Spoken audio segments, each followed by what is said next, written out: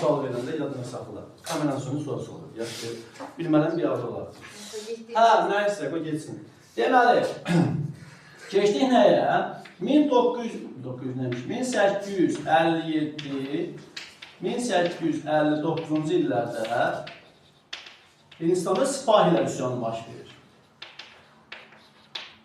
Baxın, artıq biz bilirik sipahilər kimdir, düzdürmü? Burada sipahilər haqqında danışmazsa, sual yaranır ki, bu sipahilər kimdir?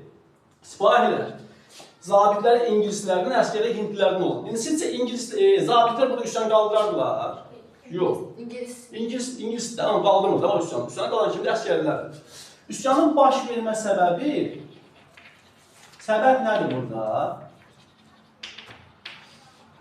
Müstəmləkə zülmü. Və bunu da altını açıqlaya bilərik də, məsələn, zorakı xristiyanlaşdırma, ağır vergilər, bir də qayıdırıq bura. Deyir, ağır vergi, zorakı xristiyanlaşdırma, ikinci dərəcəli şəxs kimi baxma. Bunlar üsyanın baş verməsi üçün səbəbdir. Bəs üsyanın başlanması üçün qığılcım rolunu nə oynadır? Yəni, bəhanə nə oldu? Yadınızdadırsa yox, onu bir də saxlayaq. 19-cu əsr baş vermə səbəblərində, sipahilər üsyanın baş vermə səbəbləri ilə Azərbaycandakı 19-cu əsrin 30-cu illərində, sonra 60-cı ildə Zaqatala üsyanı, 60-cı illərdə Zaqatala üsyanı baş vermə səbəbləri oxşardır. Müstəmləkə zülmü, ağır vergi sərhəti, zorakı xristiyanlaşdırma.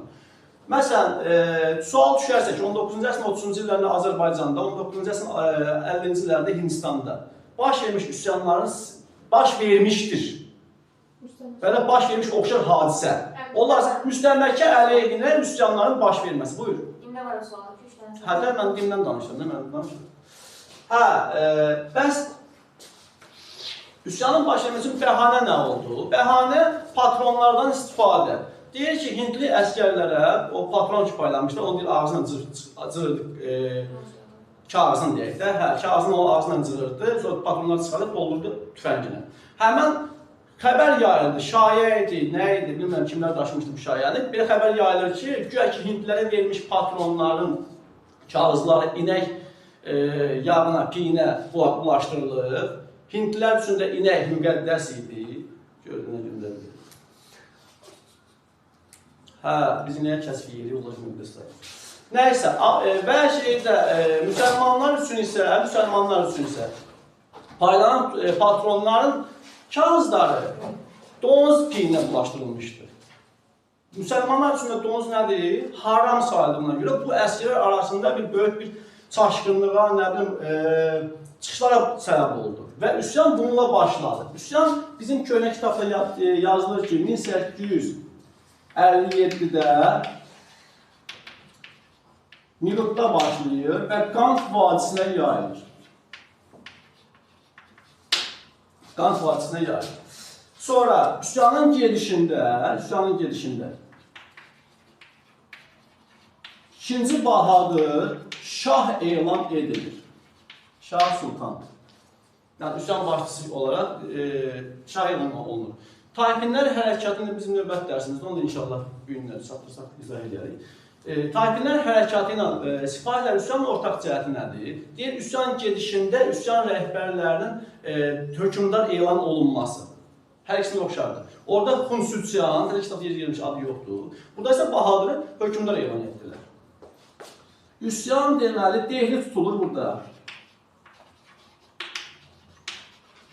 Dehlini biriniz yazmalıydın. Əslində, Dehli tutulur və Bahadırı şah elan edirlər. Amma nəticə etibarilə 1859-cu ildə üsyan ingilislər tərəfindən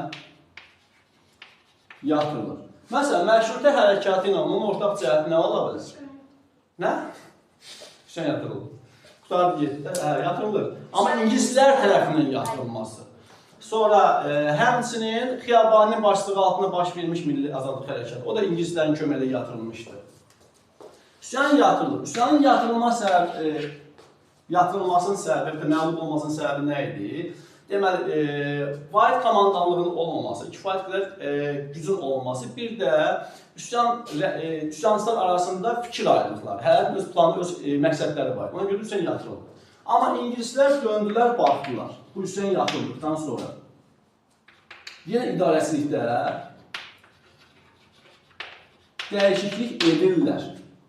Bax, Azərbaycanın da 19-cu əsrin 30-cu illərində baş vermiş üsyanlar hamısı yatırıldı, amma nəticəsiz qalmadı. 1840-cı Ruslar əvvəlcə komissiya təşkil edilər, həmən komissiya gəldiyi yerlərdə maraqlandı, baxdı ki, həqiqətən də komendantların öz başınalığı var, əlavə vergi toplanması məsələsi var. Ona görə də 1840-cı ildə Ruslar idarəçilikdə və məhkəmə sistemində dəyişiklik etdilər. İndi İngilislər də üsyanı yatırıqlar, amma fikirləşirlər ki, yəni bu üsyan niyə baş verir? Yəni bizim burada nöqsanlarımız var, düzdür. Həmən nöqsanları müəyyən qədər yumuşatmaq, aradan qaldırmaq mütləq lazımdır. Bax, bu da nəticəsiz qalmır. İngilislər idarəçilikdə dəyişik etməyə məcbur olurlar. İlk növbədə general qubernator vəzifəsi ləğv olunur. General qubernator nə edir?